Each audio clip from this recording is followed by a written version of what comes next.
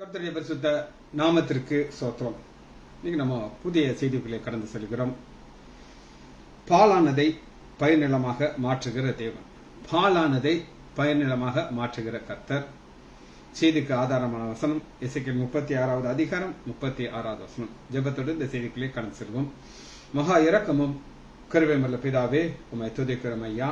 நீர் நல்லவரையா, நீர் நல்லவரையா, நீர் நல்லவரையா. பாலானதை பயனிலமாக மாற்றுகிற தேவாதி தேவனே, உம்மை துதிக்கிறோம் ஐயா. நீர் ஒரு மாற்றத்தை உண்டு பண்ணுகிற தேவனாயிருக்கிறீர் ஐயா. இங்கெல்லாம் பாலாயிருக்கிறதோ அவர்கள் எல்லாவற்றையும் நீர் பயிர் நிலமாக மாற்றுகிற தேவாதி தேவனே, உம்மை துதிக்கிறோம் ஐயா. உம்முடைய கிருபை, உம்முடைய கிருபை, உம்முடைய கிருபை. இந்த கிருபை எங்களோடு கூட இருந்து எங்களை ஆசீர்வதித்து எங்கள் வாழ்க்கையில எதெல்லாம் பாலாயிருக்கிறதோ அவைகள் எல்லாம் நீர் பயிர் நிலமாக மாற்ற போறதுக்காக நன்றி ராஜா. இயேசுவின் நாமத்தினாலே ஜெபங்கள் பிதாவே, ஆமென். கர்த்தருடைய பரிசுத்த நாமத்திற்கு ஸ்தோத்திரம். செய்திக்கு ஆதாரமான வசனத்தை வாசிப்போம். எசேக்கியேல் 36வது அதிகாரம் 36வது வசனம். கர்த்தராகிய நான் நிர்மூலமானதை கட்டுகிறேன் என்றும் பாலானதை பயனிலமாக்கிறேன் என்றும் அப்பொழுது உங்கள் சுற்றிலும் உள்ள மீதியான ஜாதிகள் அறிந்து கொள்வார்கள். கர்த்தராகிய நான் இதை சொன்னேன், இதை செய்கிறேன். இதுதான் வசனம். ஒரு இடத்துக்கு நீங்க போறீங்க, எல்லாம் பாலாய் போய் கிடக்குது. இது சரித்திரத்துல நடந்த சம்பவத்தை தான் நாம பார்க்க போறோம். சரித்திரத்துல என்ன நடந்தது அப்படின்னு நீங்க கேட்டீங்கன்னா, கிபி 70 இஸ்ரேல் தேசத்தின் மேல அவனுடைய கோபம் வந்துச்சு. நம்முடைய ஆண்டவராகிய இயேசு கிறிஸ்துவர் பிலாத்து கை கழுவுறான். இப்படி கை கழுவுறான்னா, இந்த ரத்தப்பலி என்ன வரக்கூடாதுன்னு கையை கழுவுறான். அப்போ சுத்தி இருக்கிற மக்கள் என்ன சொல்லுகிறாங்கன்னா, இந்த ரத்தப்பலி எங்கள் மேலும் எங்கள் பிள்ளைகள் மேலும் வரட்டும் அப்படின்னு சொல்றாங்க. அப்படி சொன்ன உடனே கிபி 70 இந்த ரத்தப்பலி அவர் மேல வருகிறது. எப்படி வருகிறது அப்படின்னு கேட்டீங்கன்னா, தீத்து ராயன் எருசலேம் மேல படையெடுக்கிறான். படையெடுத்து அந்த எருசலேம் தேசத்தை கம்ப்ளீட்டா அழிக்கிறான். தேவாலயத்தை தீ வச்சிடறான். தீ வச்சு அந்த தேசத்தை உன்னிலமாக்குறான். கர்ப்பிணி பெண்களை பிடிச்சு அந்த அருவாளை அந்த கத்தி வச்சு ஒரு வெட்டு வெட்டான். வெட்டி அவன் வயத்துல இருக்க பிள்ளையை வெளியில எடுத்து கண்டுக்கு முன்னாடி அடிச்சு கொள்றான். அந்த பிள்ளை செத்து போகுது. எல்லாம் சரித்திரத்தில் நடந்தது. மீதி இருக்கிற இஸ்ரேல் மக்கள் உயிருக்கு பயந்து ஓடுறாங்க. ஓடி எல்லாம் தேசத்தை விட்டு ஓடுறாங்க உயிருக்கு பயந்து. ஒரு சிலர் ஆப்பிரிக்காவுக்கு போறாங்க, ஒரு சிலர் இந்தியாவுக்கு வந்தாங்க. இந்தியால கேரளால கொச்சின்ல அவங்க செட்டில் ஆகிறாங்க. இப்படி அவங்க எல்லாம் ஓடி ஓடி ஓடி ஓடி காணா போயிடாங்க. போனவங்க திரும்ப ஆண்டவர் அவங்கள அழைத்து கொண்டு வருகிறார். அழைத்து கொண்டு வரும்பொழுது அந்த இஸ்ரேல் தேசம் முழுவதும் பாலா இருந்துச்சு.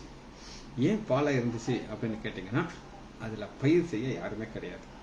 பயிர் செய்ய யாரும் இல்லாதபடி இருந்த ஒரு தேசத்தை ஆண்டவர் திரும்ப எடுத்து கட்டுகிறார். எப்படி கட்டுகிறார் அப்படின்னு கேட்டீங்கன்னா, அந்த தேசத்துல தண்ணி கிடையாது. நிலமெல்லாம் சதுப்பு நிலமா மாறிடுச்சு. எப்பவுமே விவசாயம் செய்யாம இருந்தானா அந்த நிலம் எப்படி ஆயிரும் அப்படின்னு கேட்டீங்கன்னா, எசேக்கியேல் 36வது அதிகாரம் 36வது வசனம். கர்த்தராகிய நான் நிர்மூலமானவர்களை நிர்மூலமாயிருச்சு. நிர்மூலமாகி ஒண்ணுமில்லாம ஆயிடுச்சு. கட்டுகிறேன் என்றும் பாலானதை பயிர் நிலமாக்குகிறேன் ஆண்டவர் செய்தார்.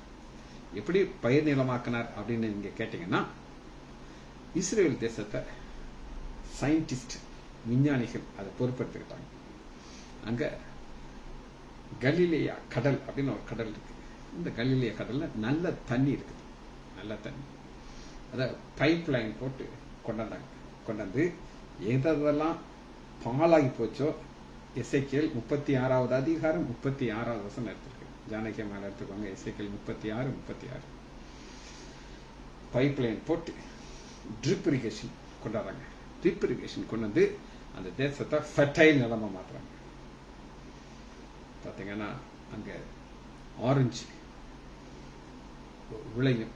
அந்த ஆரஞ்சு உலகத்திலே தி பெஸ்ட் ஆரஞ்சு ஜாஃப்னா. நீங்க பாத்தீங்கன்னா ஜாஃப்னாங்கிற இடத்துல இருந்து வருகிற ஆரஞ்சு இருக்கிற டேஸ்ட் வேற எங்கே கிடையாது. பூக்கள் உண்டாக்குறது, ரோஜா பூக்கள் எத்தனையோ பூக்களை உண்டாக்கி அதெல்லாம் பிளைன்ல ஒவ்வொரு தேசத்துக்கு கொண்டு போறாங்க. ஆண்டவர் எதை மாத்துகிறார் அப்படின்னு கேட்டீங்கன்னா, பாலானதை பயிரினமாக்குது அப்படின்னு சொல்றது அன்றைய ஒரு ஒரு ஒரு ஒரு ஸ்பெஷல் ஞானத்தை கொடுக்கிறார்.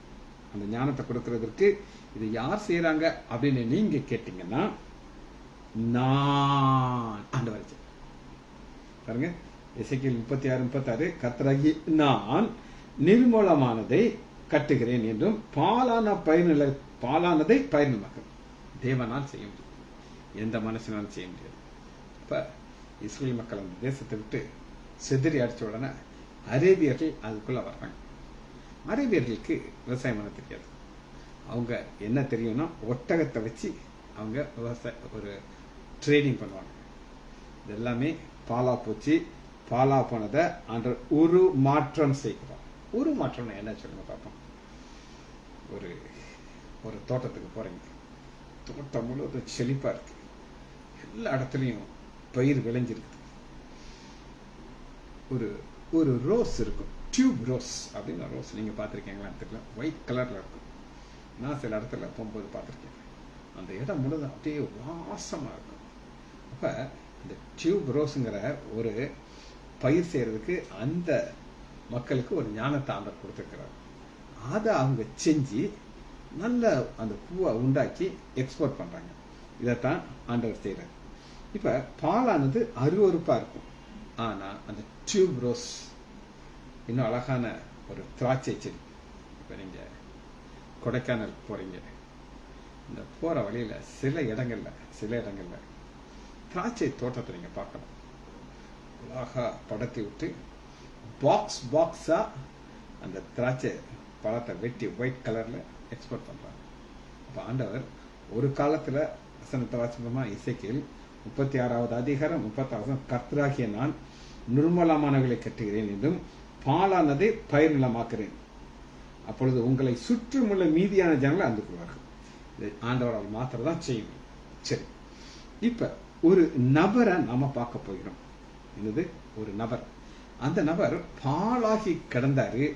அவரை ஆண்டவர் என்ன செய்யறாருன்னா, ஒரு பயிர் உள்ள நிலமாக ஒரு மனிதனை மாற்றுகிறார். யாரை மாற்றுறாரு? ஒரு மனிதனை மாற்றுகிறார். யார் அப்படின்னு நீங்க கேட்டீங்கன்னா, வாசிப்போமா, பிலமோன் பக்கம் 297 புதிய பரட்டி. ஒரு மனிதன் பாலாகி போய் கிடக்கிறான். அவன் யார் அப்படின்னு கேட்டீங்கன்னா, அவனுடைய பேரை நீங்க புரிந்து கொள்ளலாம்.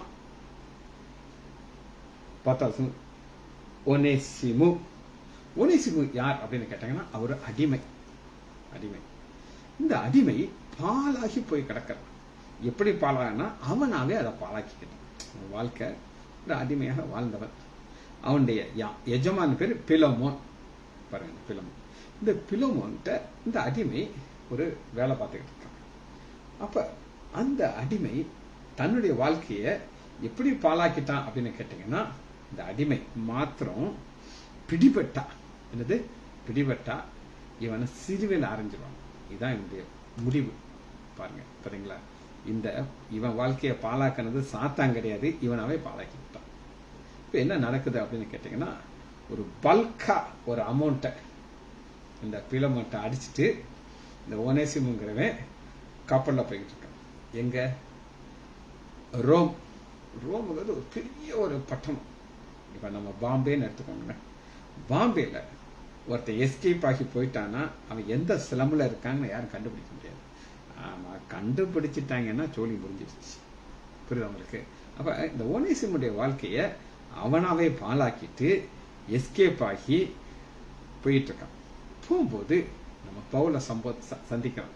பவுலை சந்திச்சு பவுல் மூலமாக இவன் ரட்சிக்கப்பட்டு இவன் வாழ்க்கை பாலான வாழ்க்கை ஒரு பயிர் வாழ்க்கையா மாறிடுச்சு. எப்படி நீங்க சொல்றீங்க அப்படின்னு நீங்க கேட்டீங்கன்னா, வாசிப்போம். பிலமோன் பக்கம் 297 பிலமோன் 11 வாசிக்கிறேன். முன்னே அவன் நமக்கு புரோஜனம் இல்லாதவனாதான். புரோஜனம் இல்லான்னா பாலாகி கிடந்தான். இப்பொழுதோ உமக்கும் எனக்கும் புரோஜனம் உள்ளவன். பார்த்தீங்களா என்ன அழகா சொல்லிட்டு பாலாய் கிடந்த ஒனேசிமுவ ஆண்டவர் பவுல் மூலமாக ஒரு பயிர் நிலமாக்கிட்டார். இப்ப இந்த பிலோமோன் யார் அப்படின்னு நீங்க கேட்டீங்கன்னா, இந்த பிலோமோன் ஒரு கிரேக்கன், யூதன் கிடையாது. இவனை பவுல் ஆண்டவருக்குள்ள வழி நடத்தி அவன் வீட்டுல ஒரு ஜெபம் நடக்குது. யார் வீட்டுல? அந்த பிலோமோன் வீட்டுல. வாசிக்கிட்டா உங்களுக்கு 2வது வசனம் வாசிக்கிறேன். பிரியமுள்ள அப்பியாளுக்கும் எங்கள் உடன் போர் சேவலாகிய அறிவுக்கும் உம்முடைய வீட்டிலே கூடுகிற சபைக்கும். அப்ப பிலோமோன் தன்னுடைய வீடை திறந்து கொடுக்கிறார், ஒரு சபையாக திறந்து கொடுக்கிறார். திறந்து அநேகர் வருகிறாங்க, ஆண்டவரை ஆராதிக்கிறாங்க. அன்னைக்கெல்லாம் ஆலயம் கிடையாது, வீடுதான் ஆலயம். அப்ப இவருக்கு ஒரு நல்ல பெரிய மனசு, அந்த அளவு ஆண்டவருக்குள்ள வந்தார். வந்துட்டு வீடை திறந்து கொடுத்துட்டாரு. இப்ப பவுல் ஒரு கடிதம் எழுதுகிறார். கடிதம் எழுதி எப்படி கொடுக்கிறார் அப்படின்னு கேட்டீங்கன்னா, 7வது வசனம், சகோதரனே, பரிசுத்தவான்களுடைய உள்ளங்கள் உம்மாலை இழைப்படைந்ததினாலே. அப்ப பரிசுத்தவான்களுடைய உள்ளம்னா யார் யாரெல்லாம் ஆண்டவரை ஏற்றுக்கொண்டார்களோ அவங்களுடைய வாழ்க்கை ஒரு பாழான ஒரு வாழ்க்கையா இருந்தவர்களை இவர் வீட்டுக்குள்ள வந்து சபைக்குள்ள வந்தவர்னா அது ஒரு பயிர் நிலமாக மாற்றுகிறார். காரணம்னா, உம்மாலை இளைப்பாறுதல் அடைந்தபடினாலே உம்முடைய அன்பினாலே மிகுந்த சந்தோஷம் ஆறுதலும் அடைந்திருக்கிறோம். இப்ப இந்த நியூஸ், பிலோமோன் வீட்டுல ஆலயம் இருக்கு, வீட்டுல நாங்கெல்லாம் போறோம், சபை கூடி இருக்குது, அவர் எங்களுக்கு அநேக உதவி செய்யறாரு. எங்களுக்கு உதவி செய்யறதுனால எங்க வாழ்க்கை பாழானதுச்சு, ஆனா பிலோமோனால சந்தோஷமாயிடுச்சு. பாருங்க 8வது ஆகையால். இப்ப நீ எத்தனையோ பேருடைய வாழ்க்கையை நீ பயனிலமா மாத்திருக்கையா. அநேக எனக்கு சொல்லியிருக்காங்க, அவங்க உள்ளங்கெல்லாம் ஆறுதல் அடைஞ்சிருச்சு. எதனால? இந்த பிலோமோனால். அவ்வளவு ஒரு நல்ல ஒரு மனிதன். ஆகையால் பாருங்க, ஆகையால் பவுல் இப்ப தன்னுடைய ரிக்வெஸ்ட காட்டுறாரு. பவுலாகிய நான் முதிர் வயதுலனும் சொல்றார். என்ன சொல்றாருன்னா, எப்பா பிலோமோன், பவுல் எனக்கு வயசாயிடுச்சப்பா, நான் எனக்கு வயசாச்சு, நான் சொல்றேன் எல்டர்லி மேன். அப்படி அவர் தன்னுடைய வயதை காட்டுறார். ஏன் வயதை காட்டுகிறார் அப்படின்னு கேட்டீங்கன்னா, வயசான ஆளப்பா, நான் ஒரு ரிக்வெஸ்ட் வைக்கிறேன், நீ அதை நீ ஏற்றுக்கொள்ளணும் அப்படின்ட்டு. இயேசு கிறிஸ்துவின் நிமித்தம் இப்பொழுது கட்டப்பட்டவனா இருக்கணும். கட்டப்பட்டிருக்கிறான்னு என்ன அர்த்தம்னா, இவர் எருசலேம், இவர் எங்க போயிட்டு இருக்காருன்னா ரோமுக்கு போயிடுறாரு.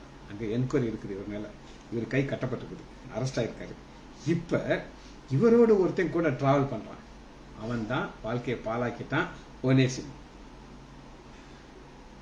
9வது வசனம், நீ செய்யத்தக்கதை உமக்கு கட்டளையிடும்படி கிறிஸ்துவுக்குள் நான் துணிந்திருக்கான இருந்தாலும் அப்படி செய்ய ஆரம்பிட்டேன்.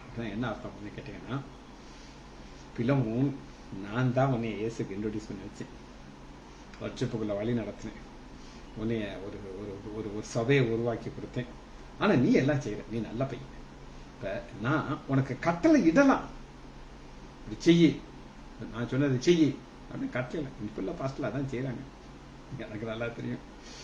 நீ இதை கொடுக்கணும், இதை அப்படி செய்யணும், இதை பண்ணணும்னு கட்டளை இடுவாங்க. ஆனா பவுல் அப்படி சொல்ல மாட்டேங்கிறாரு. ஃபர்ஸ்ட், எனக்கு வயசாயிருச்சு, நான் அப்படி எனக்கு அதிகாரம் இருக்குது, ஆனாலும் துணியாமல் அப்படி செய்யாமல் அன்பு நிமித்தம் மன்றாடுகிறேன்.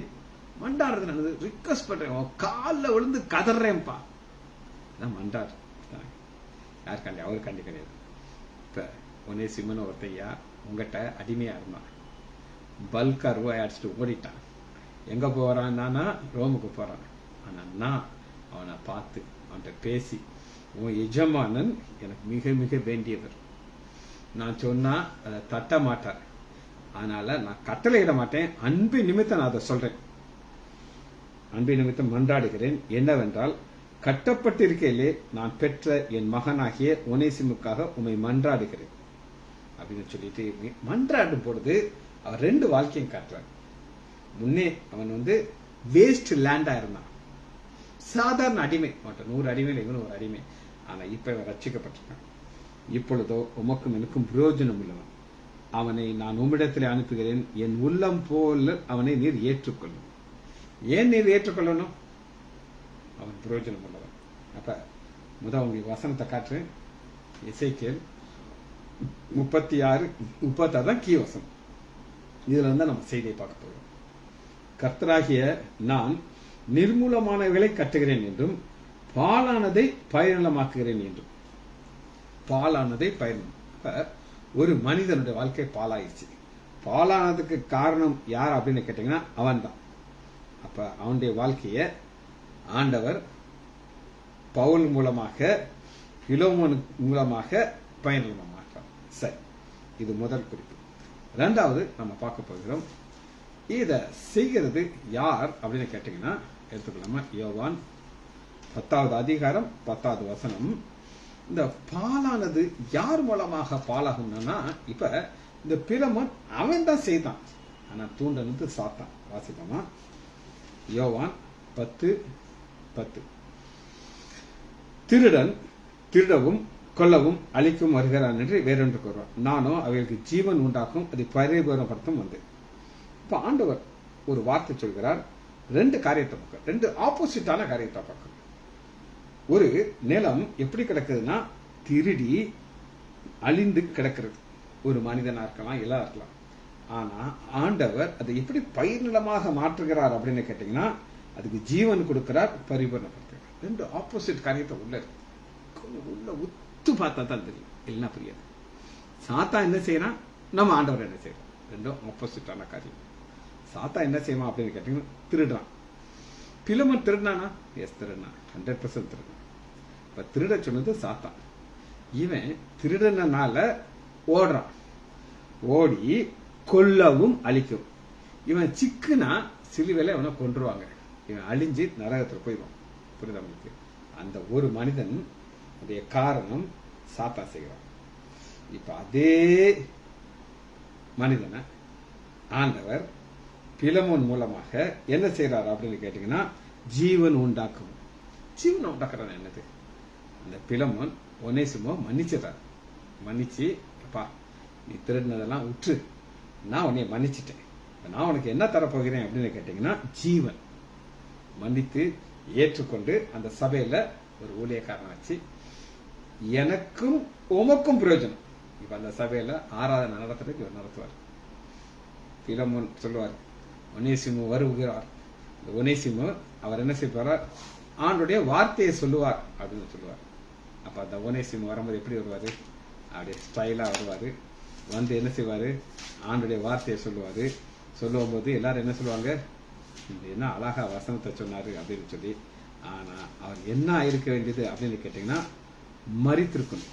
மரித்திருக்க வேண்டிய அவனை நீங்க என்ன செய்றீங்கன்னு பாத்தீங்கன்னா ஆண்டவர் ஒரு நல்ல ஒரு ஊழியக்காரனாக மாற்றுகிறார். இது எப்படி மாற்றுவார் அப்படின்னு கேட்டீங்கன்னா பயிர் நிலமாக மாற்றுகிறது நம்முடைய ஆண்டவருடைய ஒரு காரியம். இது வேற யாராலையும் செய்ய முடியாது. சரி, நம் தேவன் யார் அப்படின்னா அடுத்த ஸ்டெப் நம்ம பார்க்க போறோம். நம்முடைய தேவன் யார் எடுத்துக்கொள்ளாமா? எசேக்கியேல் 17வது அதிகாரம், எசேக்கியேல் 17:24. எசேக்கியேல் 17:24. அப்படியே கர்த்தராகிய நான் உயர்ந்த விருட்சத்தை தாழ்த்தி தாழ்ந்த விருட்சத்தை உயர்த்தினேன் என்றும் பச்சையான விருட்சத்தை பட்டுப்போக பண்ணி பட்டுப்போன விருட்சத்தை தலைக்க பண்ணினேன் என்றும் வெளியில் விருட்சங்கள் எல்லாம் தெரிய வரும். கர்த்தராகிய நான் இதை சொன்னேன், இதை நிறைவேற்றும். இது என்னன்னு நம்ம பார்க்கப்படும். ஆண்டவர் என்ன செய்கிறார் அப்படின்னு கேட்டீங்கன்னா ஒரு ஆப்போசிட்டான காரியத்தை செய்கிறார். உயர்ந்த விருட்சத்தை தாழ்த்தி, அந்த உயர்ந்த விருட்சங்கிறது என்னன்னா ஒரு பெருமை உள்ளவன், அவன் தான் சாத்தான். அவன் தன்னுடைய வல்லமையை காட்டிக்கிட்டே இருக்கும்.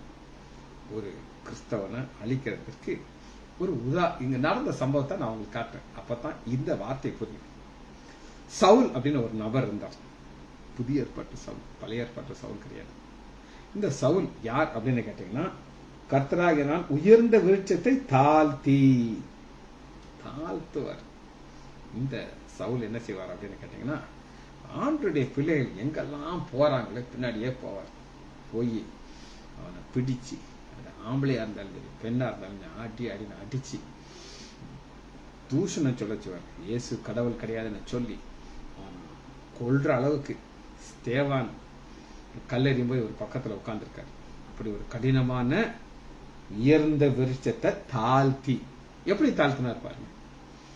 சூரிய வெளிச்சத்தோட ஒரு பிரகாசமான வெளிச்சம் வருது, சவுலுக்கு மேல வருது. சவுல் அப்படியே விழுந்து ஆண்டவரே நீர் யார் ஆண்டவரேங்கிறார். தாழ்த்தினா கண்ணு போச்சு. ஆண்டவர் சொல்றாரு, நீ துன்பப்படுத்துகிற கிறிஸ்து நானே அப்படின்னு. பார்த்தீங்களா? தாழ்த்தின உடனே தாழ்த்தி அவர் சொல்றாரு. இப்ப ஆண்டவர் அதை என்ன செய்ய போறாரு, ஒரு பயிர் நிலமா. இவ்வளவு நாளும் ஆண்டவருக்கு பிரயோஜனம் இல்லாம இருந்த சவுல ஆண்டவர் மாத்த போறாரு. எப்படி மாத்துறாரு? பிரயோஜனம் உள்ளவரா மாத்துக்கிறார். பாருங்க, நான் பச்சையான வெளிச்சத்தை பட்டு போக பண்ணி. இந்த பச்சைங்கிறது பவர். அவருக்கு என்ன பவர் இருந்துச்சு அப்படின்னு நீங்க கேட்டீங்கன்னா, தேவாலயத்துல போவார். அங்க போய் பவர் லெட்டர் வாங்கிட்டு வருவார். வாங்கிட்டு வந்து இவருக்கு எல்லா பவரும் கொடுத்துருவாங்க. என்னன்னாலும் செய்யலாம். ஆட்டி வார்த்தை யாரும் கேட்க முடியாது. அப்ப அந்த பச்சைங்கிறது என்ன அப்படின்னா பவர். அந்த பவர் இருக்கும்போது பட்டு போக பண்ணி. எப்படி பட்டு போக பண்றாரு? தரையில விழுந்துட்டாரு. ஆண்டவரே அப்படிங்கிறாரு. ஆண்டவர் என்ன செய்வாரு, ஒரு தீர்க்கதரிசி அனுப்புவார். தீர்க்கதரிசி அனுப்புறதுக்கு முன்னாடி அந்த தீர்க்கதரிசி பயந்து வராரு. இந்த தீர்க்கதரிசி ஆண்டவரை பார்த்து பயப்படுறாரு. எப்படி பயப்படுறாரு அப்படின்னு நீங்க கேட்டீங்கன்னா எடுத்துக்கொள்ளணும்னா, அப்போஸ்தலர்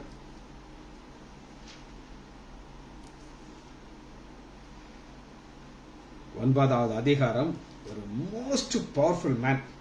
அப்ப அனனியா 12வது வசனம். அனனியா என்னும் பேருள்ள ஒரு மனுஷன் தன்னிடத்தில் வரவும் தான் பார்வையடையும்படி தன் வைக்கும் தரிசனம் கண்டார். அதற்கு அனனியா, ஆண்டவரே. அனனியாக்கு ஒரு சின்ன ஒரு சந்தேகம் வந்துச்சு. ஆண்டவரே நீங்க சொல்றதெல்லாம் ரைட்டு, நீங்க எவ்வளவு மோசமான உங்களுக்கு தெரியுமா ஆண்டவரே அப்படின்னு சொல்லி ஆண்டவருக்கே என்ன ஐடியா கொடுக்குறான். இவன் ஒரு ஒரு பயங்கரமான ஆளுன்னு சொல்றான். எருசலேமில் உள்ள உம்முடைய பரிசுத்தவான்கள் நீங்க பாட்டு ராங் அட்ரஸ்க்கு அனுப்பிடாதீங்க என்னங்கிறாரு. எத்தனையோ பொல்லாங்குகளை செய்தான் என்று அவனை குறித்து அன்னை கேள்விப்பட்டிருக்கிறோம். இங்கேயும் உங்களுடைய நாமத்தை தொழுதும்படி யாவரையும் கட்டும்படி பிரதான ஆசிரியர் அதிகம் பெற்றிருக்கிறேன் என்று. ஆண்டவர் சொல்லாரு, உனக்கு தெரியாதப்பா, அது அப்போ வந்து பச்சையா இருந்துச்சு, நல்லா பவர்ஃபுல்லா இருந்துச்சு. இப்ப நான் எல்லாத்தையும் கட் பண்ணி விட்டுட்டேன், அது ஒண்ணும் இல்லாம புதுசாகி கிடக்குது. அதான் இப்ப நீ போ அப்படிங்கிறாரு. அதற்கு கர்த்தர், நீ போ, அவன் புறஜாதியர்களுக்கும் ராஜாக்களும் இஸ்ரேலுக்கும் என்னுடைய நாமத்தை நான் தெரிந்து கொண்ட பாத்திரம். இந்த பாத்திரத்துக்கு என்ன நடக்க போகுது அப்படின்னு கேட்டீங்கன்னா, என்னுடைய நாமத்தின் மீது எவ்வளவு பாடுபட வேண்டும். பாடு பவுல மாதிரி பாடுபட்டவங்களை நீங்க பைபிள பார்க்க முடியாது. அவ்வளவு வேத நிர்வாணமா இருப்பார். அடி எல்லாம் எதுக்காக? ஆண்டவர் காண்டி. அப்ப ஆண்டவர் என்ன செய்வார் அப்படின்னு கேட்டீங்கன்னா, எசேக்கியேல் 17வது அதிகாரம் 24வது வசனத்துல, கர்த்தராகி நான் உயர்ந்த விருட்சத்தை தாழ்த்தி. நீ எவ்வளவு பவரா இருக்கு, என்னதான் ஆள, நான் உன்னை தாழ்த்துறதுக்கு எனக்கு வல்லமை இருக்கு. தாழ்த்தி தாழ்ந்த விருட்சத்தை உயர்த்தின. தாழ்ந்த விருட்சம்